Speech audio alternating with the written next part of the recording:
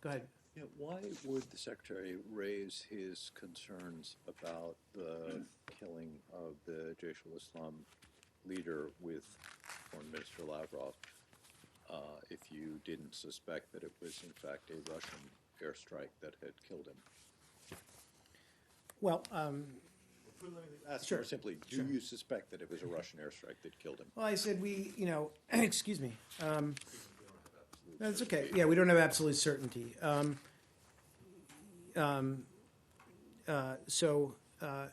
But we do know that Russia has been supporting the regime through its military airstrikes. So regardless, whether it was the regime, whether it was Russia that carried out these airstrikes, Russia has helped enable the regime to carry out more aggressive airstrikes on some of these opposition groups.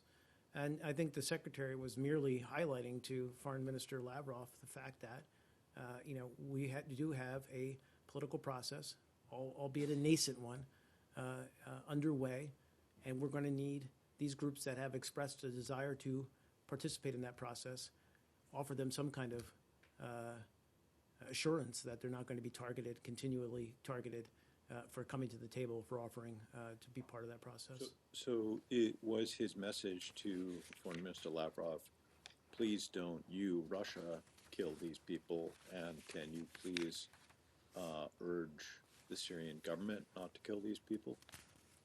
More or less, yes. I And- mean, I think that's,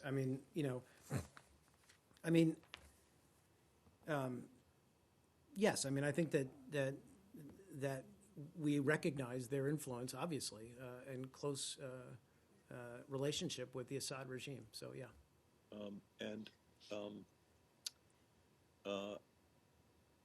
I know you don't want to characterize Foreign Minister Lavrov's response, but have you gotten any traction with Russia from the notion that it is unhelpful to kill people who say they're willing to come to the table?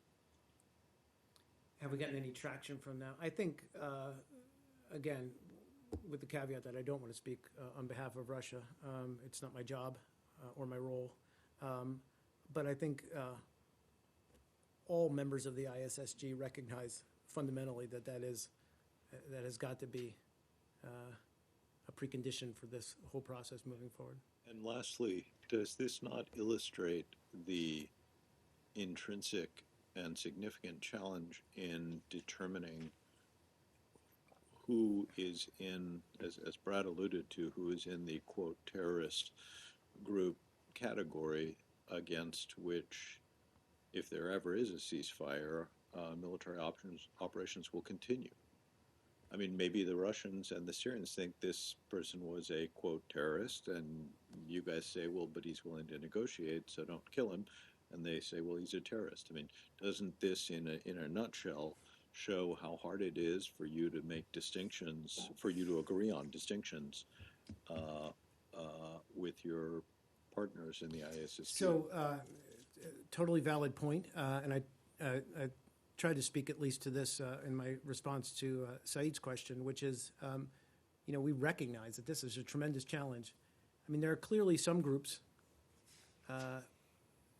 that are recognized by the majority, and again, al-Nusra, ISIL, of course, as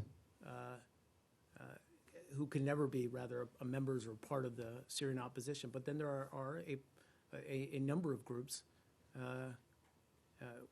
One stakeholder country groups might feel that they can be part of the credible Syrian opposition. Others may feel differently. That's all part of this vetting process that we're going through now, and it's very difficult. And so when you have strikes like this, attacks like this against those opposition members or those leaders of those groups, it certainly complicates the situation. Intervention, but Yeah, sure. I'll phrase it as a wait a minute. You can't. I have nobody let accepted your our deal, shot and finish, now and I'll you're go going back to back that. on it. I'll give you a do-over because I actually have something for you too as well. So okay. For shame. There is a difference between Russia carrying out the strike and Syria carrying out the strike. I mean, you call Syria a state sponsor of terror. You accuse it of committing war crimes and crimes against humanity in this war. And Russia is the country you have most worked with to invite people like Alloush or his group to the negotiating table. So the notion that regardless of who did it, it's a problem, that it seems, I think, to most people that it matters a lot who Sure. did it, because one's at war and the other says it's trying to facilitate a peace process with these guys. So I think it speaks, Brad, to the broader point I've been trying to make in response to your question and others, is that, on the political track, Russia has played a constructive role, but on the military track, and I've spoken to this about the large number of airstrikes against civilian infrastructure and civilians themselves, but also the fact that by enabling Assad and his regime to continue to carry out airstrikes, whether that was specifically a Russian airstrike or not, whether it was a Syrian airstrike, they have been actively involved in an intense air campaign over Syria since September 30th. So, by the way, you mentioned, I apologize, you asked about confirming recent reports about cluster munitions, Russian cluster munitions and airstrikes.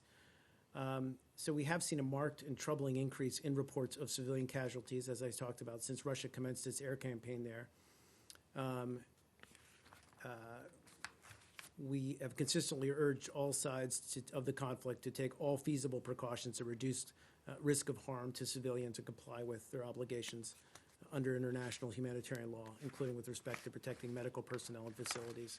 So without confirming that they've used cluster munitions and airstrikes, or cluster munitions, we would urge them not to.